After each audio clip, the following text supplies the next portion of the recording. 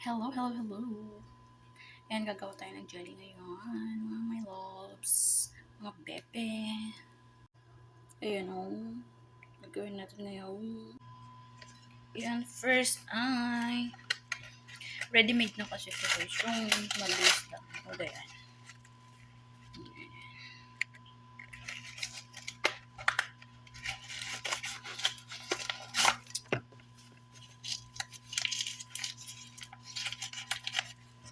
So, tatanggalin lang natin ito sa may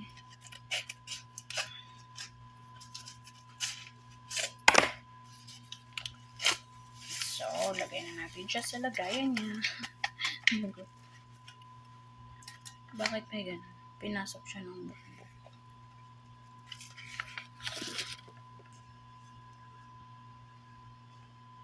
1 glass of hot water.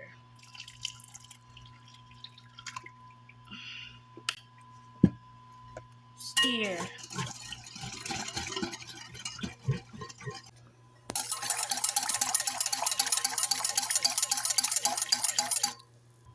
The 1 cup of cold water. Stir again.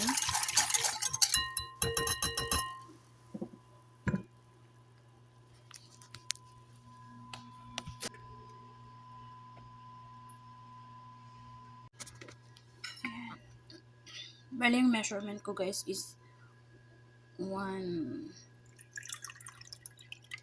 isang sandok.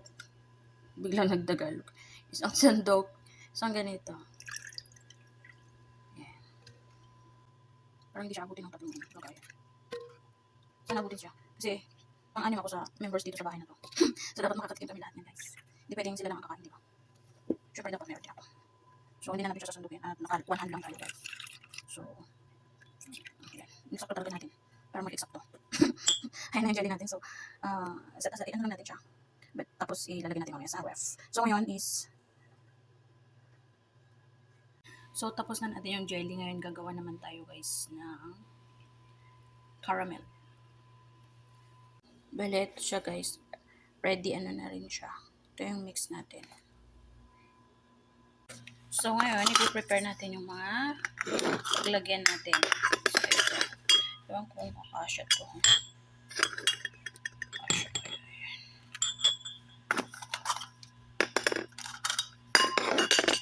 Parang ano lang ang kasya dito. Lagay natin sa kabila yung iba. So ito lang naman yung dalawang laman niya. So yung isang pang caramel siya. Caramel. Lagay natin sa ilalim. Tapos yung pang mix. Vanilla flavored district mix to. Caramel top mix. So lalagay natin siya guys dito.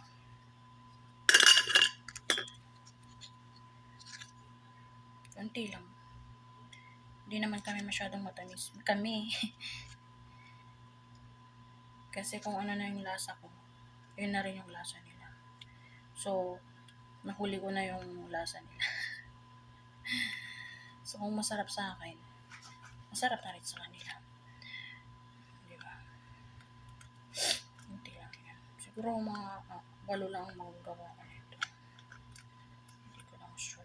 Maganda-ganda yung toppings niya. Parang bago pa lang siya. Minsan kasi guys, ang hirap kayang ang hirap siyang ganito. Parang luma na yung caramel yan. So, mga 8 lang siguro. Bali may tig-isa na kami dyan. So, may sobra siyang 2. Minsan pag sinipag ako, ginagawa ko 10, ganun.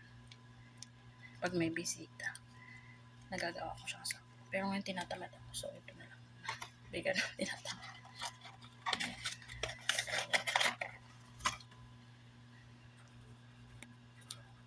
So, ayan yung pinaka, natin, nagawa natin. So, 2, 4, 6, 8, 8 siya. So, gagawin naman natin ngayon yung kanyang pinaka, ito, 1. Bala nakalagay kasi doon 575 ml. So, mostly 2 cups yon. So, 1 cup is 3 tablespoon ng powder, di ba? Wala kasing liquid milk.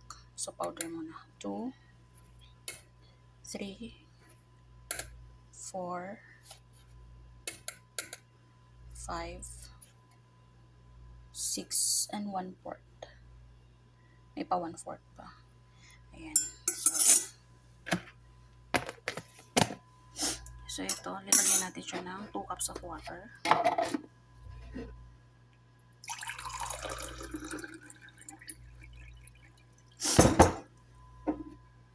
One. Lagyan din natin ng 2 and 1/4.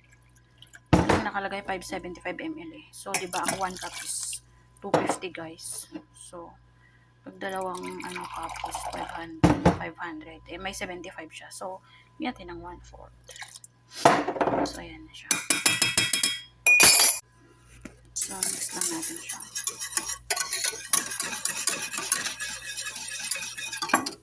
Tapos, anuhin natin siya guys. Papakuluan natin. Kumulo. So, ayan na siya guys. It's boiling now. So, it's time we will put the caramel mix. Put now the caramel mix.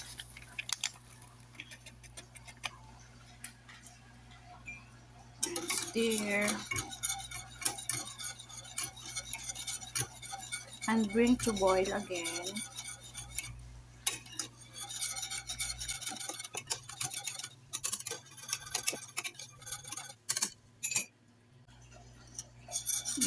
Then it's boiling.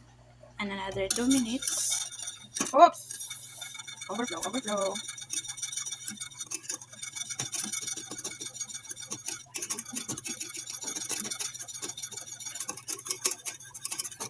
Now it's finished. 2 minutes. We have to put now in the molding. So ito transfer na natin siya guys.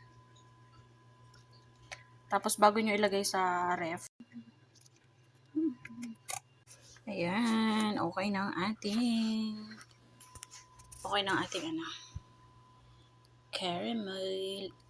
caramel and jelly. Ngayon guys, ay papalamigin muna natin siya ng konti bago natin siya ilagay sa ref. Ayan, pwede na natin siyang ilagay sa ref.